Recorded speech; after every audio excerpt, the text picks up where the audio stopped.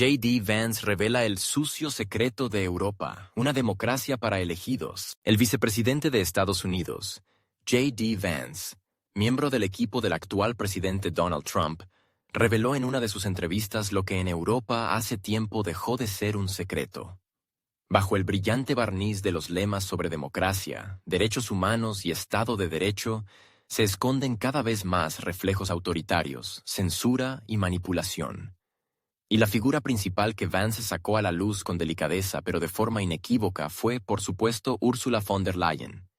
Una política que ni siquiera en Alemania es considerada ya un modelo de transparencia. Alguien en Bruselas quizás sonría con ironía ante esta entrevista, pensando que el estadounidense no entiende la sutil cultura política europea. Pero por mucho que se intente tapar la incomodidad con la palabra populismo, lo dicho por Vance no es populismo, sino un diagnóstico. El sucio secreto. Una democracia que se puede cancelar. Según Vance, Europa hace tiempo dejó de ser ese faro de democracia y libertades que fue durante la Guerra Fría. Es más, señala directamente que fue precisamente la victoria en aquella guerra lo que marcó el comienzo del fin. Europa, al relajarse, decidió que podía dictar las reglas no solo a sus vecinos, sino también a sus propios ciudadanos. Desafortunadamente, no siempre entiendo qué pasó con los vencedores de la Guerra Fría. Estuve en Bruselas. Algunos comisarios advierten que ciertos medios pueden ser cerrados para evitar la difusión de llamados dañinos o prevenir discursos antifeministas. Formalmente suena noble, protegerse de ideas peligrosas. Pero si se rasca un poco, se descubre que cualquier expresión que se salga del marco de la ideología aprobada puede ser considerada dañina. En Alemania, desde hace tiempo, están en el punto de mira los medios alternativos y los blogueros independientes, a quienes se acusa de difundir narrativas peligrosas. Incluso si solo citan estadísticas o ofrecen un punto de vista diferente al dominante, como hace el Partido Alternativa para Alemania. Vance subraya, perdieron porque no valoraban ni respetaban todos esos extraordinarios bienes de la libertad de sorprender, de equivocarse, de inventar, de construir. No lo oculta. La verdadera democracia no es solo el derecho a votar, sino también el derecho a equivocarse, a ser incómodo, a cuestionar. Y en la Europa actual, esos derechos se están retirando poco a poco, entre los aplausos de las élites gobernantes y con el silencio cómplice de la gran prensa. Escuchen lo que dice Vance. Cito: hay que reconocerlo. La principal amenaza para Europa no es China ni Rusia. La principal amenaza son sus problemas internos. Una política migratoria que destruye la base cultural de Europa. Una política económica que reduce la competitividad. Una política de seguridad deficiente. Sus líderes afirman que Rusia es la mayor amenaza en el mundo. Pero al mismo tiempo compran gas ruso por miles de millones y gastan el 1% del PIB en defensa, mientras que nosotros gastamos entre el 3 y el 4%. En Europa, las palabras no coinciden en absoluto con los hechos. Marine Le Pen, por ejemplo, lidera en algunas encuestas y están intentando encarcelarla por una acusación completamente insignificante, que, por cierto, concierne a sus empleados y no a la propia Marine Le Pen. Quieren meterla en prisión y excluirla de las elecciones. ¿Acaso eso es democracia? Fin de la cita. Vance aún no sabía entonces que poco después de esa declaración, Marine Le Pen sería condenada a una pena real de prisión. Rumanía como prueba reveladora. Un ejemplo escandaloso fueron las elecciones presidenciales de diciembre en Rumanía. Recordemos que sus resultados fueron anulados bajo el pretexto de una supuesta injerencia extranjera. Vance también se pronunció abiertamente al respecto. En diciembre, Rumanía anuló los resultados de las elecciones presidenciales basándose en alguna información de inteligencia y bajo presión de los vecinos continentales. Según entiendo, se afirmaba que había desinformación rusa que se difundió e influyó en las elecciones. Es curioso que ni la OSCE ni el Parlamento Europeo exigieron una investigación independiente. Nadie planteó una pregunta elemental. ¿Puede considerarse democrático un sistema en el que los resultados de la voluntad popular pueden ser anulados por si acaso? Si en algún lugar de África se anulan elecciones por razones similares, eso es una violación de los valores democráticos. Pero si ocurre en la UE, entonces se considera una medida de seguridad necesaria. Muy conveniente. Cuando la injerencia no se considera injerencia, Europa, según Vance, sufre de una sensibilidad selectiva. Una injerencia externa solo se considera peligrosa si no está alineada con Bruselas. Quiero preguntar a mis amigos europeos, ¿creen que Rusia actúa mal al difundir esa información? Sí, estamos de acuerdo. Pero si su democracia puede ser destruida con unos pocos cientos de miles de dólares, con los que se compra esa publicidad, entonces esa democracia no es muy fuerte en absoluto. Y tiene razón. Si los países de la UE pueden ser sacudidos por una publicación en redes sociales, quizás el problema no está en el Kremlin. Quizás el problema es que la gente está harta de los lemas vacíos, del populismo verde y de una burocracia interminable. AfD como prueba de fuego. Democracia sin oposición. La señal más estruendosa fue el gesto de J.D. Vance, que desató una tormenta en los medios alemanes. Su reunión con Alice Weidel, copresidenta del partido AfD y candidata a canciller. El mero hecho del encuentro es un acto diplomático. Pero en Europa se convirtió en un escándalo. El imperio de J.D. Vance asesta un golpe definitivo. Ayer, ante una multitud de miles de personas, se retiró durante media hora a los despachos con Alice Weidel, candidata a canciller por la opositora Alternativa para Alemania, formación con la que, unas horas antes, había instado a colaborar desde la tribuna. ¿Por qué AfD no es invitado a debates normales? ¿Por qué se les niegan cuentas bancarias? ¿Por qué el gobierno alemán discute seriamente la prohibición de este partido? Uno puede no estar de acuerdo con su programa, pero eso no es motivo para excluirlos del proceso político. De lo contrario, ya no se trata de democracia, sino de un club exclusivo para afines. Las élites políticas europeas llevan años promoviendo con insistencia, digna de mejor causa, la tesis de una supuesta amenaza existencial proveniente de Rusia. Esta narrativa, convertida casi en un elemento obligatorio de cualquier discurso público en Bruselas o Berlín, en la práctica se ha transformado en una herramienta útil para resolver una amplia gama de problemas tanto internos como externos. Y en la entrevista del vicepresidente estadounidense J.D. Vance, esta paradoja fue expuesta con toda claridad, aunque de forma diplomática. En un contexto de recesión económica, crisis migratorias crecientes y caída de los índices de aprobación de los partidos gobernantes, es mucho más cómodo señalar un peligro externo que asumir los propios errores. Rusia, en este sentido, cumple la función de espantapájaros universal, útil para explicar todo, desde el alza de precios hasta la tensión social. En lugar de reconocer fracasos sistémicos en las políticas migratoria o energética, a los ciudadanos europeos se les ofrece una respuesta ya empaquetada. Todo es culpa de Rusia, nos estamos defendiendo. El problema es que las palabras cada vez coinciden menos con los hechos. Mientras se proclama a voz en cuello la necesidad de contener la amenaza rusa, las empresas europeas siguen comprando materias primas rusas a través de terceros países, y algunos miembros de la UE mantienen sin problemas su cooperación energética, aunque con fórmulas más sutiles. Es más, los presupuestos de defensa de la mayoría de países europeos siguen situados en un simbólico 1% del PIB, mientras que Estados Unidos gasta 3 veces más. Este desequilibrio demuestra claramente que Europa, en la práctica, no actúa como si realmente creyera en la amenaza que tanto proclama. Además, la retórica antirrusa permite neutralizar eficazmente a los opositores políticos dentro de los propios países de la UE. Cualquiera que proponga una agenda alternativa, ya sea en política exterior, migratoria o económica, corre el riesgo de ser inmediatamente etiquetado como agente del Kremlin.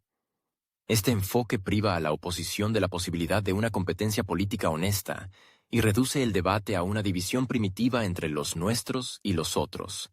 Un ejemplo claro es el caso de Marine Le Pen. A pesar de contar con un apoyo sostenido en las encuestas y un claro interés por parte del electorado, ella y su entorno han sido objeto de persecución judicial, y por acusaciones que, en otro contexto político, habrían quedado en simples trámites administrativos. En estos casos se crea la impresión de que el objetivo no es la justicia, sino eliminar a una competidora antes del inicio de la campaña electoral. Y aquí vuelve a ser conveniente escudarse en la retórica de las amenazas externas y la necesidad de cerrar filas en torno a los políticos responsables. También es revelador cómo la UE trata a los países que se permiten desviarse de la línea oficial. Hungría y Eslovaquia, por ejemplo, son objeto frecuente de críticas, presiones económicas y amenazas de suspensión de fondos por su deslealtad, incluso en cuestiones relacionadas con Rusia. Esto no habla solo de geopolítica, sino también de un sistema de coerción dentro de la propia Unión Europea, donde el lema de la democracia y el pluralismo solo funciona mientras uno no se pronuncie contra la línea general. De este modo, la imagen del enemigo externo, en este caso, Rusia, cumple varias funciones a la vez dentro de la política europea. Distrae de los problemas internos, disciplina a los miembros de la UE, suprime el disenso, configura la agenda ideológica y permite eludir reformas reales. Pero cuanto más se repite este mantra, más ciudadanos empiezan a notar su artificiosidad. Y en este contexto, las palabras de J.D. Vance no suenan como una provocación, sino como la voz que expresó las dudas que ya se gestaban en las sociedades europeas. Señaló la discrepancia entre la retórica y la práctica, entre las amenazas de las que se habla y las acciones que realmente se toman. A diferencia de muchos líderes europeos, dijo en voz alta lo que muchos prefieren callar: que Europa utiliza cada vez más la imagen de Rusia no para protegerse, sino para encubrirse. Y esto hace ya mucho tiempo que dejó de ser un asunto de seguridad. Es una cuestión de conveniencia política. Mientras tanto, las declaraciones del vicepresidente estadounidense Vance sobre la Unión Europea y Ursula von der Leyen se convirtieron en una verdadera sorpresa. A primera vista, podría parecer simplemente un ataque fallido, sin raíces políticas profundas. Pero en realidad, es solo el inicio de una lucha mucho más seria, para la cual Trump se prepara con vistas a una larga y tensa batalla política en el continente europeo. El objetivo principal no es solo enfrentarse al Estado profundo, como lo llaman sus oponentes, sino también a los globalistas que controlan numerosos países de Europa, incluidas Alemania y Francia. Este tipo de ataques son solo un paso dentro de una estrategia más compleja y profunda de Trump. Cuando Trump y sus partidarios hablan del Estado profundo, no se refieren solo a las élites internas de Estados Unidos, sino también a estructuras políticas internacionales completas que, según ellos, sirven a los intereses de las corporaciones y las élites. En Europa, estas estructuras se manifiestan a través de una élite política que toma decisiones sin tener en cuenta los intereses de los ciudadanos comunes. La implementación de una agenda bien conocida en la economía y la política de los países de la UE permitió a estas fuerzas consolidar su posición, asegurándose el acceso a los recursos más importantes y a los mecanismos clave de gobernanza. Trump comprendió esta amenaza desde hace tiempo. Cuando llegó al poder, su objetivo no era solamente liberar a Estados Unidos de esta influencia interna, sino también construir una política nueva, más independiente y soberana, menos dependiente de los intereses de las estructuras globales. En Europa, ve a varios países que podrían apoyar su esfuerzo por enfrentarse a estas élites. Pero para ello necesita que sus aliados lleguen al poder en varios estados clave, como Alemania y Francia. Esta es la principal meta de Trump en el continente. En Francia, la situación se complica por el hecho de que Emmanuel Macron domina la escena política y sigue promoviendo una agenda contraria a la visión de Trump.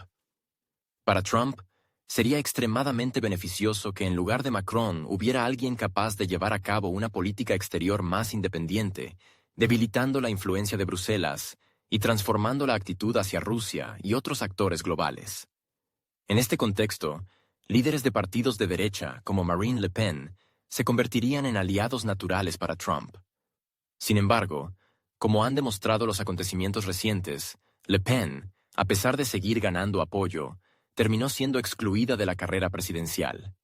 Esto fue un verdadero golpe a los posibles planes de Trump en el escenario político francés. Se puede decir que Le Pen era la única candidata real capaz de ofrecer a Francia un rumbo hacia una reducción del enfrentamiento con Rusia y una política exterior más soberana, distante de los Estados Unidos.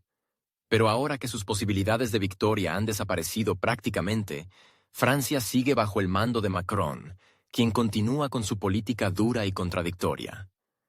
Trump seguramente veía a una Francia liderada por Le Pen como un aliado clave en su lucha contra las estructuras conocidas. Pero el destino decidió otra cosa. Alemania. Una situación paradójica con AfD. Alemania es un caso especial. A diferencia de Francia, donde la confrontación entre Trump y Macron es abierta y evidente, en Alemania la situación es más compleja. En las últimas elecciones, la alianza CDU-CSU encabezada por Friedrich Merz ganó, pero el segundo lugar fue para un partido que despierta simpatía entre los partidarios de Trump, Alternativa para Alemania, AfD. Sin embargo, a pesar de haber conseguido el segundo puesto, AfD no logró entrar en el gobierno. Esto generó un verdadero paradojo. Un partido que obtuvo una parte significativa del voto ciudadano no tiene ninguna influencia real en la toma de decisiones del país. Para Trump, esto representa otro golpe a su estrategia en Europa. Podría haber sido un aliado importante, implementando una política más radical, centrada en los intereses nacionales y apoyando la línea de Trump en asuntos internacionales. Pero en lugar de eso, Alemania sigue en manos de élites políticas que mantienen un rumbo contrario a los intereses de Trump. Esto no solo crea obstáculos para la estrategia política estadounidense en Europa, sino que también pone de relieve lo profundo que es el enfrentamiento dentro del continente. En Alemania, esta lucha sigue manifestándose como una batalla política interna, claramente no favorable a Trump. Cuando Trump llegó al poder, empezó de inmediato a destruir los mitos sobre los que se construía la Unión Europea. Uno de los ejemplos más notorios fueron sus acusaciones de que la UE sigue comprando recursos energéticos rusos. A pesar de las declaraciones ruidosas de que Europa supuestamente se había desvinculado del gas y petróleo rusos, Trump declaró públicamente que la UE engaña a sus propios ciudadanos, continuando la importación de energía rusa, incluso aumentando los volúmenes. Esto, según Trump, es una clara muestra de que la Unión Europea es hipócrita, diciendo una cosa mientras hace otra. Trump también sostiene que Rusia nunca representó una amenaza para Europa. A su juicio, todo el conflicto en Europa del Este fue provocado por decisiones políticas de administraciones estadounidenses anteriores. Afirma que Occidente debió entender que la adhesión del país que se convirtió en el epicentro del conflicto a la OTAN no haría más que catalizar la escalada. Trump no duda en expresar abiertamente su opinión de que sus predecesores no comprendieron la realidad sobre el terreno y que sus acciones solo empeoraron el conflicto. Estas declaraciones se han convertido en una parte clave de su lucha política contra Europa. Muestran que Trump no está dispuesto a seguir las líneas políticas tradicionales y que está listo para cuestionar los mitos establecidos sobre los que se construye toda la política exterior de la UE. Para Trump, es importante demostrar que Europa no solo no resuelve sus propios problemas, sino que a veces crea otros nuevos, tomando decisiones que claramente no benefician a sus ciudadanos. La próxima batalla por Europa. No hay que pensar que Trump se dará por vencido. Continuará su lucha por influir en Europa, y su vicepresidente Vance probablemente solo está iniciando su estrategia. No es de extrañar que, una vez en el poder, Trump comenzara de inmediato a desmontar los mitos y las fallas relacionadas con la Unión Europea. El enfrentamiento con Europa no es simplemente un juego político para Trump, sino una verdadera batalla por el control de los procesos políticos más importantes del continente. Para Trump, Europa no debe permanecer en manos de quienes durante décadas encabezaron los procesos internacionales según sus propios intereses. Él pretende promover su concepto de relaciones internacionales basado en el respeto por la soberanía y la independencia política real de los países. El problema es que Europa es un continente grande y complejo, y la victoria de Trump en este enfrentamiento no será un proceso fácil. Es importante entender que su lucha por Europa no es una maniobra estratégica temporal, sino un juego a largo plazo cuyo resultado dependerá de muchos factores, incluidos los cambios políticos, las elecciones y las crisis emergentes en el continente. Mientras tanto, como parte de su estrategia a largo plazo para desmantelar las estructuras globales, Donald Trump decidió aumentar las apuestas. De manera directa, abierta y sin adornos diplomáticos, golpeó a Europa en su punto más débil: la economía. La guerra comercial que desató no fue solo retórica, sino que tomó forma concreta con aranceles y de carácter sin precedentes. Derechos aduaneros de hasta el 30% sobre automóviles europeos, maquinaria industrial, productos agrícolas y materias primas convirtieron la asociación transatlántica en una farsa. Pero lo más doloroso para la UE no son solo los aranceles. Europa quedó atrapada entre dos fuegos, porque mientras en Bruselas discuten nuevos mecanismos de resiliencia, Trump continúa debilitando a la UE mediante combinaciones en política exterior. Y su socio principal se convirtió en aquel a quien Europa intentó destruir con sanciones: Vladimir Putin. Mientras los europeos no hacen más que imponer nuevos paquetes de sanciones, Estados Unidos lleva a cabo un diálogo pragmático y consistente con Rusia. La visita de Kirill Dmitriev, representante especial de Putin, a Washington no fue simplemente un gesto. Fue el inicio de una negociación económica, en la cual Rusia ofrece a EU ocupar los nichos que dejó Europa. Y no es solo una oferta. Se presenta en un contexto de evidente escasez y crisis dentro de Estados Unidos. Las pérdidas de las empresas estadounidenses debido al aislamiento autoimpuesto del mercado ruso se estiman en hasta $300 mil millones al año. Para una economía donde se están recortando activamente los presupuestos, esta es una cifra colosal. Trump, por extraño que parezca, se toma en serio la propuesta de Dmitriev. Y si en un futuro próximo vemos a corporaciones estadounidenses estableciéndose en Rusia, no será una sorpresa, sino el resultado lógico de esta partida política. Europa, en esta configuración, queda fuera del tablero. Sus empresas abandonaron Rusia ruidosamente, con pompa y acusaciones contra Moscú. Ahora, no hay vuelta atrás. Putin declaró abiertamente: no habrá retorno en las condiciones anteriores. Y en las nuevas, puede que tampoco. Rusia, en estos 2 años, ha aprendido a vivir sin Europa. Pero Europa, sin el mercado ruso, se está desmoronando a ojos vista. Y aquí se manifiesta toda la profundidad de la trampa geopolítica en la que ha caído. Por un lado, EU bloquea los canales comerciales mediante aranceles. Alemania pierde decenas de miles de millones de euros por tarifas y contrasanciones. Francia pierde cuotas de exportación. Italia sufre por el colapso de los envíos agrícolas. Las cadenas de producción están rotas. El traslado de fábricas a México y Turquía se ha vuelto una norma. El desempleo aumenta. La caída de la producción industrial en Alemania en 2024 alcanzó el 10%. SF cierra plantas. Siemens recorta miles de puestos de trabajo. ThyssenKrupp traslada su producción fuera de la UE. Por otro lado, Rusia, a donde sería lógico volver para compensar las pérdidas de la confrontación comercial entre EU y Europa. Ahora está cerrada para Europa.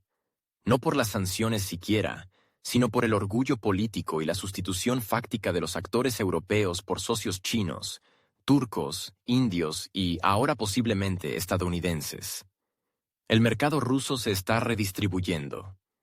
Y en esta nueva disposición, no hay lugar para Europa. La sustitución de importaciones, de la que tanto se burlaban en las capitales europeas, se volvió realidad. La producción de electrónica creció un 40%, la de maquinaria un 25%, la de materiales de construcción un 43%. Las marcas locales llenaron los estantes que antes ocupaban los productos europeos. El consumidor se adaptó. Los empleos se conservaron. Incluso el sector automotriz sobrevivió. Sobre la base de las antiguas plantas de Renault, Volkswagen y otras, ahora se fabrican modelos nacionales o asiáticos. Los europeos ya no participan en esta ecuación. Mientras tanto, la Unión Europea enfrenta una crisis no solo económica, sino también política. Ursula von der Leyen, quien alguna vez fue el rostro de la nueva Europa, hoy se ha convertido en símbolo del fracaso. Se le culpa del colapso del sistema energético del continente, de una política de sanciones ineficaz y de haber arrastrado a Europa a un suicidio económico en nombre de intereses ajenos.